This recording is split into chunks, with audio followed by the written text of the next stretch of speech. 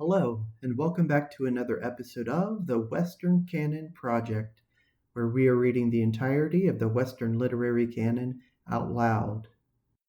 Today we continue our series on Ralph Waldo Emerson, specifically his essays. We are reading New England Reformers, which is the last essay in the second series, though it is not the last essay that we will be reading. That one will be called Experience. It is the second or third from the second series, and it just happens to be the one that will be last. There is no special reason for it, it's just happened that way. Anyway, I don't know much about New England Reformers, and I've never read it, but I'm about to. So, with that said, let's get into it. New England Reformers was a lecture read before the Society in Amory Hall on Sunday, March 3rd, 1844, and it begins with a poem. In the suburb, in the town, on the railway, in the square, came a beam of goodness down, doubling daylight everywhere. Peace now each for malice takes, beauty for his sinful weeds, for the angel of hope, makes him an angel whom she leads. Whoever has had an opportunity of acquaintance with society in New England during the last 25 years, with those middle and with those leading sections that may constitute any just representation of the character and aim of the community, will have been struck with a great activity of thought and experimenting. His attention must be commanded by the signs that the church, or religious party, is falling from the church nominal and is appearing in temperance and non-resistant societies, in movements of abolitionists and of socialists, and in very significant assemblies called Sabbath and Bible conventions, composed of ultraists, of seekers of all the soul of the soldiery of dissent, and meeting to call in question the authority of the Sabbath, of the priesthood, and of the church. In these movements, nothing was more remarkable than the discontent they begot in the movers. The spirit of protest and of detachment drove the members of these conventions to bear testimony against the church, and immediately afterward to declare their discontent with these conventions, their independence of their colleagues, and their impatience of the methods whereby they were working. They defied each other like a congress of kings, each of whom had a realm to rule, and a way of his own that made concert unprofitable. What a fertility of projects for the salvation of the world! One apostle thought all men should go to farming, and another that man should buy or sell, that the use of money was the cardinal evil, another that the mischief was in our diet, that we eat and drink damnation. These made unleavened bread, and were foes to the death, to fermentation. It was in vain urged by the housewife that God made yeast as well as dough, and loves fermentation just as dearly as he loves vegetation, that fermentation develops the saccharine element in the grain, and makes it more palatable and more digestible. No, they wish the pure wheat, and will die, but it shall not ferment. Stop, dear nature, these incessant advances of thine. Let us scotch these ever-rolling wheels. Others attack the system of agriculture, the use of animal manure in farming, and the tyranny of man over brute nature. These abuses polluted his food. The ox must be taken from the plow, and the horse from the cart. The 100 acres of the farm must be spaded, and the man must walk wherever boats and locomotives will not carry him. Even the insect world was to be defended, that had been too long neglected, and a society for the protection of groundworms, slugs, and mosquitoes was to be incorporated without delay. With these appeared the adepts of homeopathy, of hydropathy, of mesmerism, of phrenology, and their wonderful theories of the Christian miracles. Others assailed particular vocations, as that of the lawyer, that of the merchant, of the manufacturer, of the clergyman, of the scholar. Others attacked the institution of marriage as the fountain of social evils. Others devoted themselves to worrying of churches and meetings for public worship, and the fertile forms of antinomianism among the elder Puritans seemed to have their match in the plenty of the new harvest of reform. With this din of opinion and debate, there was a keener scrutiny of institutions and domestic life than any we had known. There was sincere protesting against existing evils, and there were changes of employment dictated by conscience. No doubt there was plentiful vaporing, and cases of backsliding might occur. But in each of these movements emerged a good result, a tendency to the adoption of simpler methods, and an assertion of the sufficiency of the private man. Thus it was directly in the spirit and genius of the age what happened in one instance, when a church censured and threatened to excommunicate one of its members on account of the somewhat hostile part to the church which his conscience led him to take in the anti-slavery business. The threatened individual immediately excommunicated the church in a public and formal process. This has been several times repeated. It was excellent when it was done the first time, but of course loses all value when it is copied. Every project in the history of reform, no matter how violent and surprising, is good when it is the dictate of a man's genius and constitution, but very dull and suspicious when adopted from another.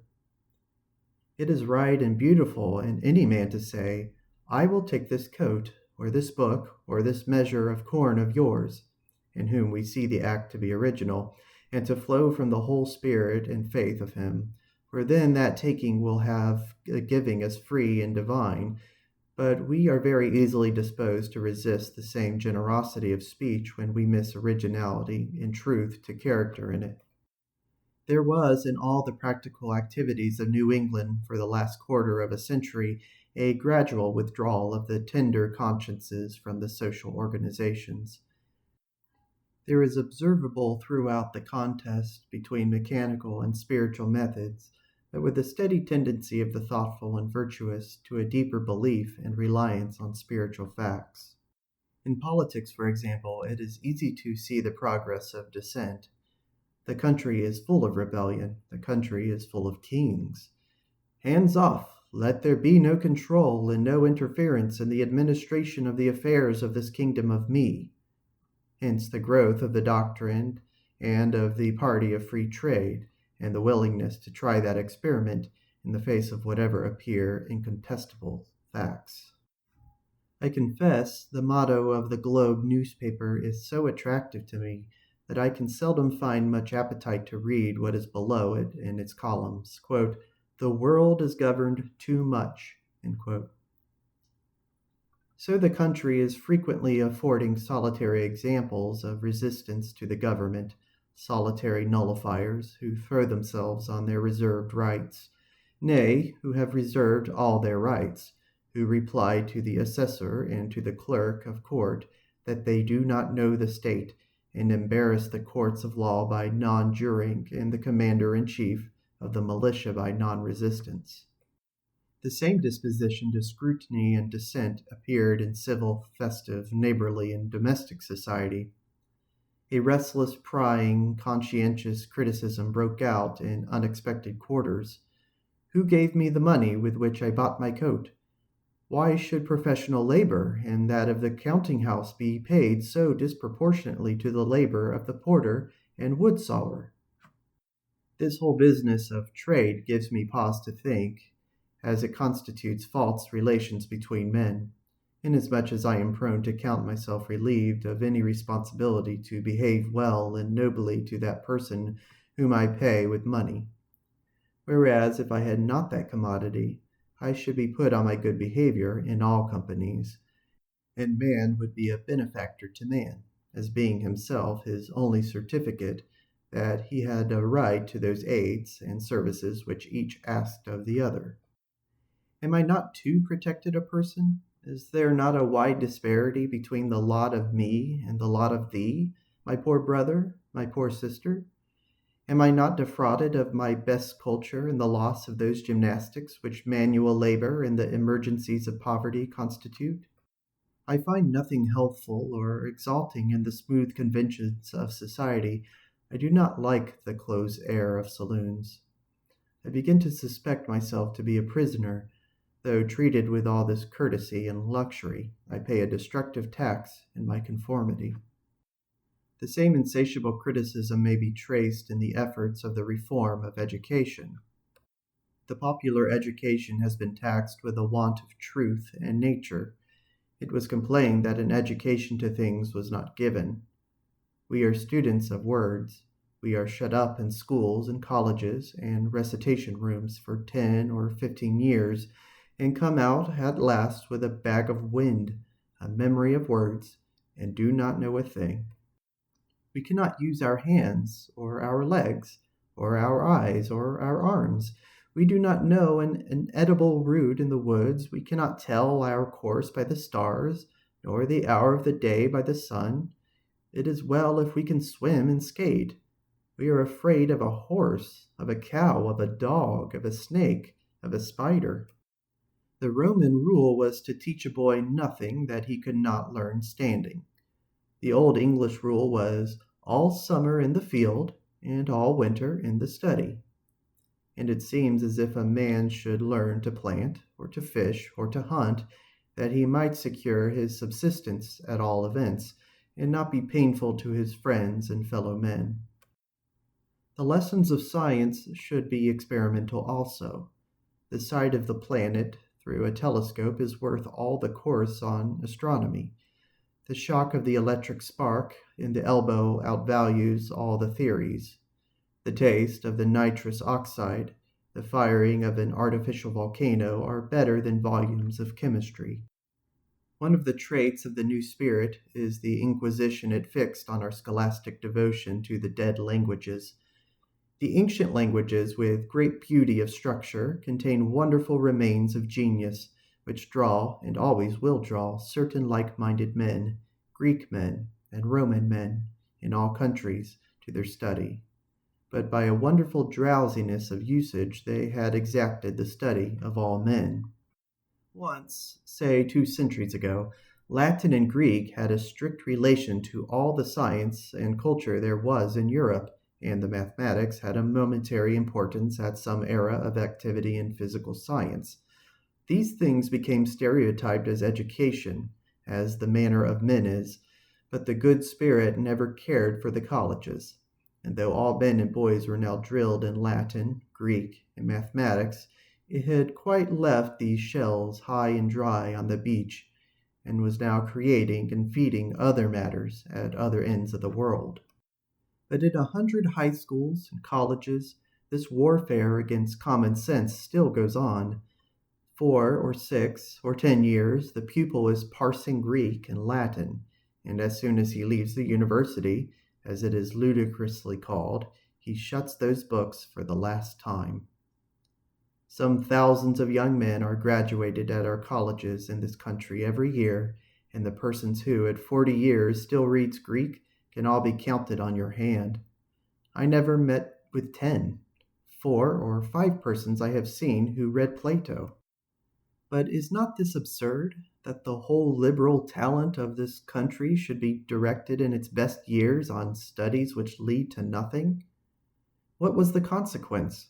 Some intelligent person said or thought, "Is that Greek and Latin some spell to conjure with, and not words of reason? If the physician, the lawyer, the divine never use it to come at their ends, I need never learn it to come at mine. Conjuring is gone out of fashion, and I will omit this conjugating and go straight to affairs." So they jumped the Greek and Latin and read law, medicine, or sermons without it. To the astonishment of all, the self-made men took even ground at once with the oldest of the regular graduates, and in a few months the most conservative circles of Boston and New York had quite forgotten who of their groansmen was college-bred and who was not. One tendency appears alike in the philosophical speculation and in the rudest democratical movements, through all the petulance and all the puerility, the wish, namely, to cast aside the superfluous and arrive at short methods, urged, as I suppose, by an intuition that the human spirit is equal to all emergencies alone, and that man is more often injured than helped by the means he uses. I conceive this gradual casting off of material aids and the indication of growing trust in the private self-supplied powers of the individual to be the affirmative principle of the recent philosophy, and that it is the feeling its own profound truth and is reaching forward at this very hour to the happiest conclusions. I readily concede that in this, as in every period of intellectual activity, there has been a noise of denial and protest. Much was to be resisted, much was to be got rid of by those who were reared in the old before they could begin to affirm and to construct. Many a reformer perishes in this removal of rubbish, and that makes the offensiveness of the class. They are partial, they are not equal to the work they pretend, they lose their way. In the assault on the kingdom of darkness, they expend all their energy on some accidental evil, and lose their sanity and power of benefit. It is of little moment that 1 or 2 or 20 errors of our social system be corrected, but of much that the man be in his senses. The criticism and attack on institutions which we have witnessed has made one thing plain, that society gains nothing, whilst a man, not himself renovated, attempts to renovate things around him. He has become tediously good in some particular, but negligent or narrow in the rest, and hypocrisy and vanity are often the disgusting result. It is handsomer to remain in the establishment better than the establishment, and conduct that in the best manner, than to make a sally against evil by some single improvement, without supporting it by a total regeneration. Do not be so vain of your one objection. Do you think there is only one? Alas, my good friend, there is no part of society or of better life than of the other part. All our things are right and wrong together. The wave of evil washes all our institutions alike. Do you complain of our marriage? Our marriage is no worse than our education, our diet, our trade, our social customs. Do you complain of the laws of property? It is a pedantry to give such importance to them.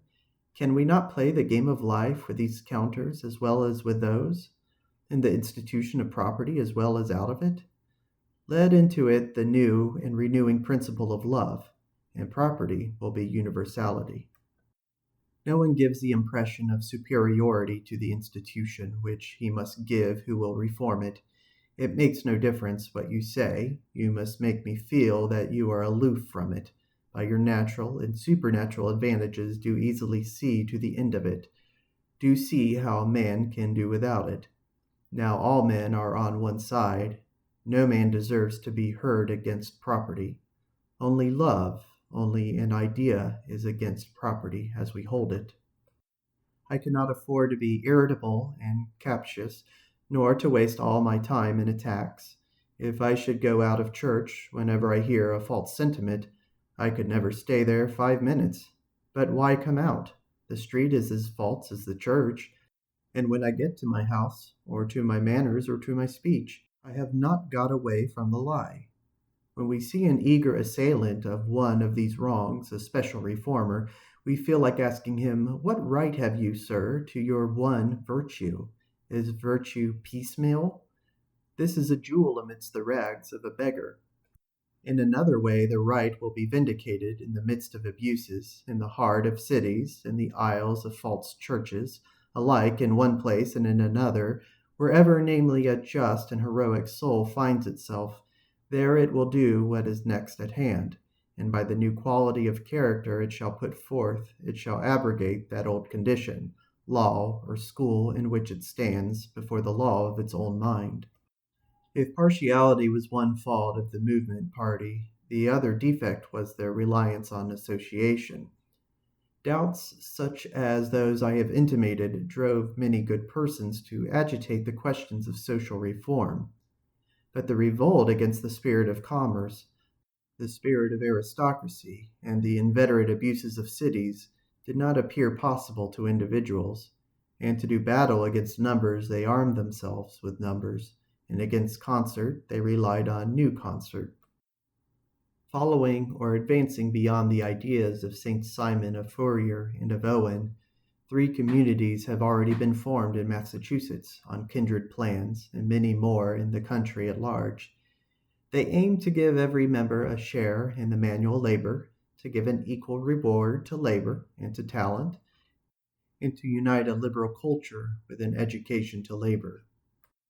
The scheme offers by the economies of associated labor and expense to make every member rich on the same amount of property that in separate families would leave every member poor. These new associations are composed of men and women of superior talents and sentiments, yet it may easily be questioned whether such a community will draw, except in its beginnings, the able and the good, whether those who have energy will not prefer their chance of superiority and power in the world to the humble certainties of the associations, whether such a retreat does not promise to become an asylum to those who have tried and failed, rather than a field to the strong, and whether the members will not necessarily be fractions of men because each finds that he cannot enter it without some compromise. Friendship and association are very fine things, and a grand phalanx of the best of the human race, banded for some Catholic object. Yes, excellent, but remember that no society can ever be so large as one man. He, in his friendship and his natural and momentary associations, doubles or multiplies himself. But in the hour in which he mortgages himself to 2 or 10 or 20, he dwarfs himself below the stature of one. But the men of less faith could not thus believe, and to such concert appears the sole specific of strength. I have failed, and you have failed, but perhaps together we shall not fail. Our housekeeping is not satisfactory to us, but perhaps a phalanx, a community might be. Many of us have differed in opinion, and we could find no man who could make the truth plain, but possibly a college or an ecclesiastical council might. I have not been able either to persuade my brother or to prevail on myself to disuse the traffic or the potation of brandy, but perhaps a pledge of total abstinence might effectually restrain us. The candidate my party votes for is not to be trusted with $1, but he will be honest in the Senate, for we can bring public opinion to bear on him. Thus, concert was the specific in all cases, but concert is neither better nor worse, neither more nor less potent than individual force. All the men in the world cannot make a statue walk and speak, cannot make a drop of blood or a blade of grass, any more than one man can. But let there be one man, let there be truth in 2 men, in 10 men, then is concert for the first time possible. Because the force which moves the world is a new quality, and can never be furnished by adding whatever quantities of a different kind. What is the use of the concert of the false and the disunited? There can be no concert in 2, where there is no concert in 1. When the individual is not individual, but is dual, when his thoughts look one way and his actions another, when his faith is traversed by his habits, when his will, enlightened by reason, is warped by his sense, when with one hand he rows and with the other backs water, what concert can be? I do not wonder at the interest these projects inspire. The world is awaking to the idea of union, and these experiments show what it is thinking of. It is and will be magic. Men will live and communicate and plow and reap and govern as by added ethereal power when once they are united. As in a celebrated experiment, by expiration and respiration exactly together, 4 persons lift a heavy man from the ground by the little finger only, and without sense of weight. But this union must be inward, and not one of covenants, and is to be reached by a reverse of the methods they use. The union is only perfect when all the uniters are isolated. It is the union of friends who live in different streets or towns. Each man, if he attempts to join himself to others, is on all sides cramped and diminished of his proportion, and the stricter the union, the smaller and more pitiful he is. But leave him alone, to recognize in every hour and place the secret soul. He will go up and down doing the works of a true member, and, to the astonishment of all, the work will be done with concert, though no man spoke. Government will be adamantine without any governor. The union must be ideal in actual individualism.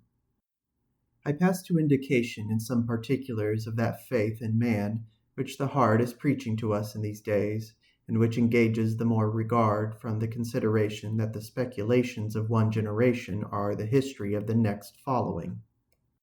In alluding just now to our system of education, I spoke of the deadness of its details, but it is open to graver criticism than the palsy of its members.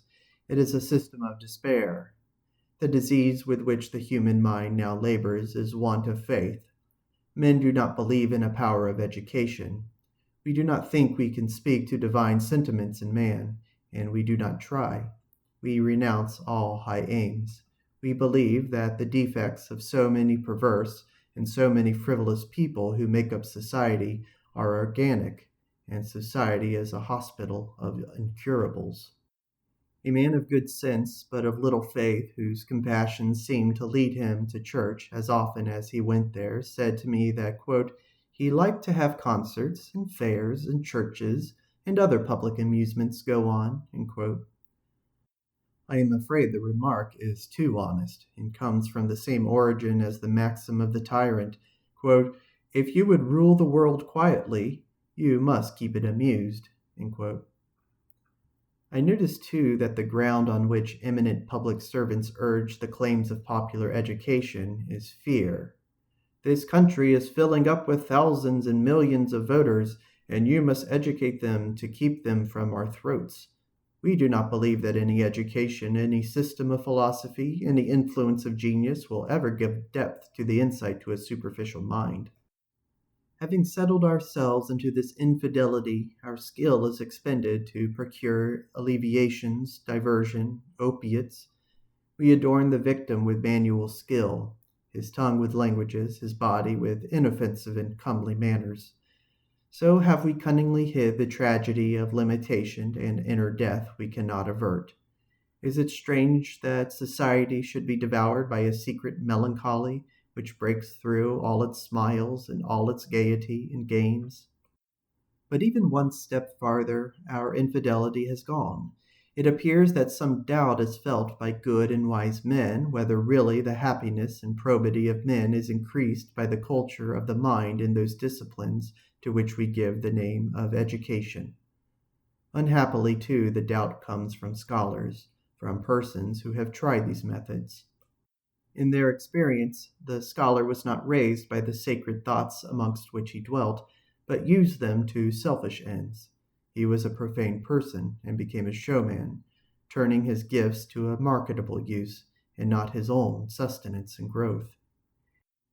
It was found that the intellect could be independently developed, that is, in separation from the man, as any single organ can be invigorated, and the result was monstrous.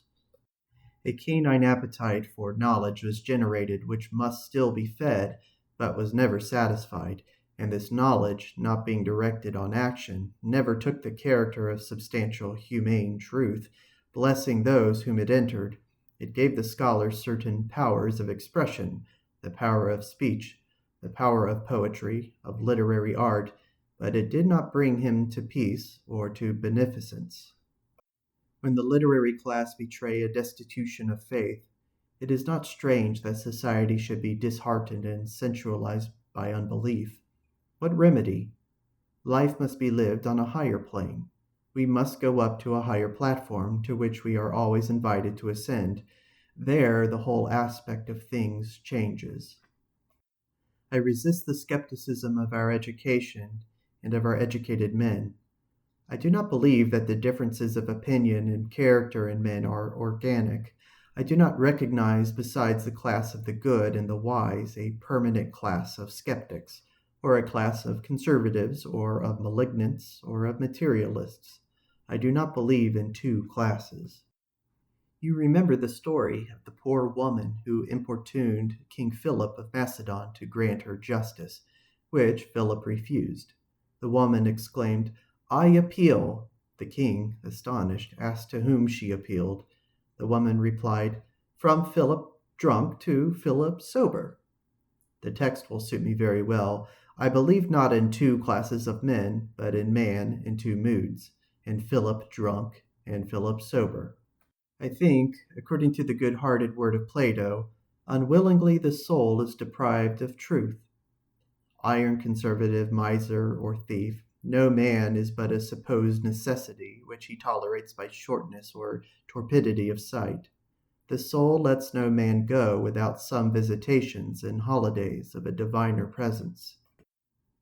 It would be easy to show, by a narrow scanning of any man's biography, that we are not so wedded to our paltry performances of every kind, but that every man has at intervals the grace to scorn his performances, in comparing them with his belief of what he should do, that he puts himself on the side of his enemies, listening gladly to what they say of him, and accusing himself of the same things.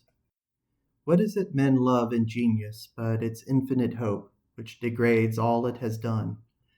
Genius counts all its miracles poor and short. Its own idea it never executed. The Iliad, the Hamlet, the Doric column, the Roman arch, the Gothic minster, the German anthem, when they are ended, the master casts behind him. How sinks the song in the waves of melody which the universe pours over his soul? Before that gracious infinite out of which he drew these few strokes, how mean they look, though the praises of the world attend them. From the triumphs of his art he turns with desire to his greater defeat. Let those admire who will. With silent joy he sees himself to be capable of a beauty that eclipses all which his hands have done, all which human hands have ever done. Well, we are all children of genius, the children of virtue, and feel their inspirations in our happier hours. Is not every man sometimes a radical in politics? Men are conservatives when they are least vigorous, or when they are most luxurious. They are conservatives after dinner, or before taking their rest, when they are sick or aged, in the morning, or when their intellect or their conscience has been aroused, when they hear music or when they read poetry, they are radicals. In the circle of the rankest Tories that could be collected in England, old or new, let a powerful and stimulating intellect, a man of great heart and mind, act on them, and very quickly these frozen conservators will yield to the friendly influence, these hopeless will begin to hope, these haters will begin to love, these immovable statues will begin to spin and revolve. I cannot help recalling the fine anecdote which Warton relates of Bishop Berkeley when he was preparing to leave England with his plan of planting the gospel among the American savages. Lord Bathurst told me that the members of the Scribularists Club being met at his house at dinner, they agreed to rally Berkeley, who was also his guest, on his scheme at Bermudas. Berkeley, having listened to the many lively things they had to say, begged to be heard in his turn, and displayed his plan with such an astonishing and animating force of eloquence and enthusiasm that they were struck dumb, and, after some pause, rose up all together with earnestness, exclaiming, "Let us set out with him immediately." Men in all ways are better than they seem. They like flattery for the moment, but they know the truth for their own. It is a foolish cowardice which keeps us from trusting them and speaking to them rude truth. They resent your honesty for an instant. They will thank you for it always. What is it we heartily wish of each other? Is it to be pleased and flattered? No, but to be convicted and exposed to be shamed out of our nonsense of all kinds and made men of instead of ghosts and phantoms. We are weary of gliding ghost-like through the world, which is itself so slight and unreal. We crave a sense of reality, though it come in strokes of pain. I explain so by this manlike love of truth, those excesses and errors into which souls of great vigor but not equal insight often fall. They feel the poverty at the bottom of all the seeming affluence of the world. They know the speed with which they come straight through the thin masquerade and conceive a disgust at the indigence of nature. Rousseau, Mirabeau, Charles Fox, Napoleon, Byron, And I could easily add names nearer home of raging riders who drive their steeds so hard in the violence of living to forget its illusion. They would know the worst and tread the floors of hell. The heroes of ancient and modern fame, Cimon, Themistocles, Alcibiades, Alexander, Caesar, have treated life and fortune as a game to be well and skillfully played, but the stake not to be so valued but that at any time it could be held as a trifle light as air, and thrown up. Caesar, just before the battle of Pharsalia, discourses with the Egyptian priests concerning the fountains of the Nile, and offers to quit the army, the empire, and Cleopatra if he will show him those mysterious sources. The same magnanimity shows itself in our social relations, in the preference, namely, which each man gives to the society of superiors over that of his equals. All that a man has will he give for right relations with his mates. All that he has will he give for an erect demeanor in every company and on each occasion.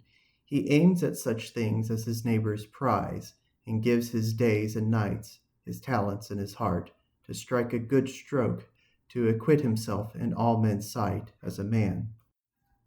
The consideration of an eminent citizen, of a noted merchant, of a man of mark in his profession, a naval and military honor, a general's commission, a marshal's baton, a ducal coronet, the laurel of poets, and anyhow procured the acknowledgment of eminent merit, have this luster for each candidate that they enable him to walk erect and unashamed in the presence of some persons before whom he felt himself inferior.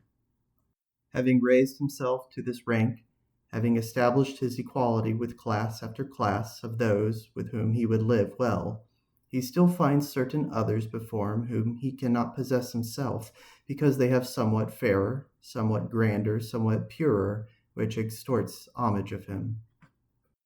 Is his ambition pure? Then will his laurels and his possessions seem worthless. Instead of avoiding these men who make his fine gold dim, he will cast all behind him and seek their society only, woo and embrace this in humiliation and mortification, until he shall know why his eye sinks, his voice is husky, and his brilliant talents are paralyzed in this presence. He is sure that the soul which gives the lie to all things will tell none. His constitution will not mislead him.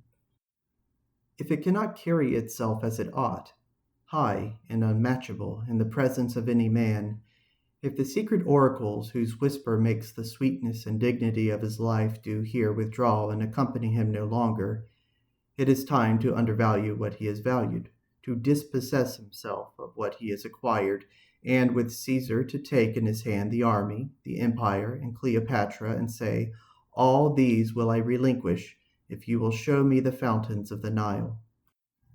Dear to us are those who love us. The swift moments we spend with them are a compensation for a great deal of misery. They enlarge our life, but dearer are those who reject us as unworthy, for they add another life. They build a heaven before us whereof we had not dreamed, and thereby supply to us new powers out of the recesses of the spirit, and urge us to new and unattempted performances. As every man at heart wishes the best and not inferior society, wishes to be convicted of his error and to come to himself, so he wishes that the same healing should not stop in his thought, but should penetrate his will or active power. The selfish man suffers more from his selfishness than he from whom that selfishness withholds from some important benefit. What he most wishes is to be lifted to some higher platform, that he may see beyond his present fear the transalpine good, so that his fear, his coldness, his custom may be broken up like fragments of ice, melted and carried away in the great stream of goodwill. Do you ask my aid? I also wish to be a benefactor.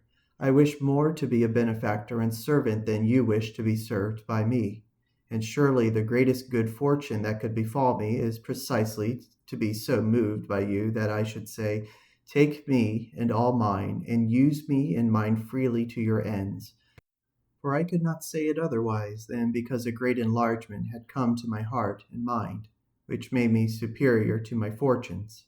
Here we are paralyzed with fear. We hold on to our little properties, house and land, office and money, for the bread which they have, in our experience, yielded us, although we confess that our being does not flow through them. We desire to be made great. We desire to be touched with that fire which shall command this ice to stream and make our existence a benefit. If therefore we start objections to your thought, O friend of the slave, O friend of the poor, or of the race, understand well that it is because we wish to drive you to drive us into your measures. We wish to hear ourselves confuted. We are haunted with a belief that you have a secret which it would be highliest advantage us to learn, and we would force you to impart it to us, though it should bring us to prison or to worse extremity. Nothing shall warp me from the belief that every man is a lover of truth. There is no pure lie, no pure malignity in nature. The entertainment of the proposition of depravity is the last profligacy and profanation. There is no skepticism, no atheism but that. Could it be received into common belief, suicide would unpeople the planet. It has had a name to live in some dogmatic theology, but each man's innocence and his real liking of his neighbor have kept it a dead letter. I remember standing at the polls one day when the anger of the political contest gave me a certain grimness to the face of the independent electors, and a good man at my side, looking on the people, remarked, "I am satisfied that the largest part of these men, on either side, mean to vote right." I suppose considerate observers, looking at the masses of men in their blameless and in their equivocal actions, will assent that in spite of selfishness and frivolity, the general purpose in the great number of persons is fidelity. The reason why any one refuses his assent to your opinion, or his aid to your benevolent design, is in you. He refuses to accept you as a bringer of truth, because, though you think you have it, he feels that you have it not. You have not given him the authentic sign. If it were worth while to run into details this general doctrine of the latent but ever-soliciting spirit, it would be easy to adduce illustration and particulars of a man's equality to the church, of his equality to the state, and of his equality to every other man. It is yet in all men's memory that a few years ago the liberal churches complained that the Calvinistic church denied to them the name of Christian. I think the complaint was confession. A religious church would not complain. A religious man like Behmen, Fox, or Swedenborg is not irritated by wanting the sanction of the church, but the church feels the accusation of his presence and belief. It only needs that a just man should walk in our streets to make it appear how pitiful and inartificial a contrivance is our legislation. The man whose part is taken and who does not wait for society in anything has a power which society cannot choose but feel. The familiar experiment called the hydrostatic paradox, in which a capillary column of water balances the ocean, is a symbol of the relation of one man to the whole family of men. The wise Dendamis, on hearing the lives of Socrates, Pythagoras, and Diogenes read, judged them to be great men every way, excepting that they were too much subjected to the reverence of the laws, which to second and authorize true virtue must abate very much of its original vigor. And as a man is equal to the church and equal to the state, so he is equal to every other man. The disparities of power in men are superficial, and all frank and searching conversation, in which a man lays himself open to his brother, apprises each of their radical unity. When two persons sit and converse in a thoroughly good understanding, the remark is sure to be made, "See how we have disputed about words." Let a clear, apprehensive mind, such as every man knows among his friends, converse with the most commanding poetic genius. I think it would appear that there was no inequality, such as men fancy, between them, that a perfect understanding, alike receiving, alike perceiving, abolished differences, and the poet would confess that his creative imagination gave him no deep advantage, but only the superficial one that he could express himself and the other could not, that his advantage was a knack which might impose on indolent men, but could not impose on lovers of truth, for they know that a tax of talent, or what a price of greatness the power of expression too often pays. I believe it is the conviction of the purest men that the net amount of man and man does not much vary. Each is incomparably superior to his companion in some faculty. His want of skill in other directions has added to his fitness for his own work. Each seems to have some compensation yielded to him by his infirmity, and every hindrance operates as a concentration of his force. These and the like experiences intimate that man stands in strict connection with a higher fact never yet manifested. There is power over and behind us, and we are the channels of its communications. We seek to say thus and so, and over our heads some spirit sits which contradicts what we say. We would persuade our fellow to this or that. Another self within our eyes dissuades him. That which we keep back, this reveals. In vain we compose our faces and our words. It holds uncontrollable communication with the enemy, and he answers civilly to us, but believes the spirit. We exclaim, "There's a traitor in the house!" But at last it appears that he is the true man, and I am the traitor. This open channel to the highest life is the first and last reality, so subtle, so quiet, yet so tenacious, that although I have never expressed the truth, and although I have never heard the expression of it from any other, I know that the whole truth is here for me. What if I cannot answer your questions? I am not pained that I cannot frame a reply to the question, what is the operation we call providence? There lies the unspoken thing, present, omnipresent. Every time we converse, we seek to translate it into speech. But whether we hit or whether we miss, we have the fact. Every discourse is an approximate answer, but it is of small consequence that we do not get into verbs and nouns, whilst it abides for contemplation forever.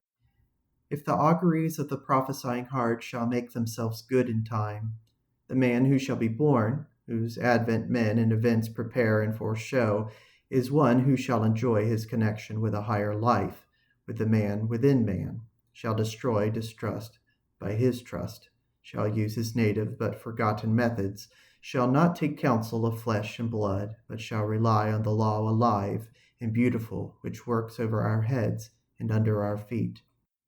Pitiless, it avails itself of our success when we obey it, and of our ruin when we contravene it. Men are all secret believers in it, else the word justice would have no meaning. They believe that the best is the true, that right is done at last, or chaos would come. It rewards actions after their nature, and not after the design of the agent. Work, it saith to man, in every hour, paid or unpaid, see only that thou work, and thou canst not escape the reward. Whether thy work be fine or coarse, planting corn or writing epics, so only it be honest work, done to thine own approbation, it shall earn a reward to the senses as well as to the thought. No matter how often defeated, you are born to victory. The reward of a thing well done is to have done it. As soon as a man is wanted to look beyond surfaces and to see how this high will prevails without an exception or an interval, he settles himself into serenity. He can already rely on the laws of gravity, that every stone will fall where it is due. The good globe is faithful and carries us securely through the celestial spaces. Anxious or resigned, we need not interfere to help it on. And he will learn one day the mild lesson they teach, that our own orbit is all our task, and we need not assist the administration of the universe. Do not be so impatient to set the town right concerning the unfounded pretensions and the false reputation of certain men of standing. They are of laboring harder to see the town right concerning themselves, and will certainly succeed. Suppress for a few days your criticism on the insufficiency of this or that teacher or experimenter, and he will have demonstrated his insufficiency to all men's eyes. In like manner, let a man fall into the divine circuits, and he is enlarged. Obedience to his genius is the only liberating influence. We wish to escape from subjection and a sense of inferiority, and we make self denying ordinances. We drink water, we eat grass, we refuse the laws, we go to jail. It is all in vain. Only by obedience to his genius, only by the freest activity, the way constitutional to him, does an angel seem to arise before a man and lead him by the hand out of all the wards of the prison. That which befits us, embosomed in the beauty and wonder as we are, is cheerfulness and courage, and the endeavor to realize our aspirations. The life of man is the true romance, which, when it is valiantly conducted, will yield the imagination a higher joy than any fiction. All around us, what powers are wrapped up in the coarse mattings of custom, and all wonder prevented. It is so wonderful to our neurologists that a man can see without his eyes that it does not occur to them that it is just as wonderful that he should see with them. And that is ever the difference between the wise and the unwise. The latter wonders at what is unusual, the wise man wonders at the usual. Shall not the heart, which has received so much, trust the power by which it lives? May it not quit other leadings, and listen to the soul that has guided it so gently and taught it so much, secure that the future will be worthy of the past? And that is the end of Emerson's essay, New England Reformers. Thank you for listening.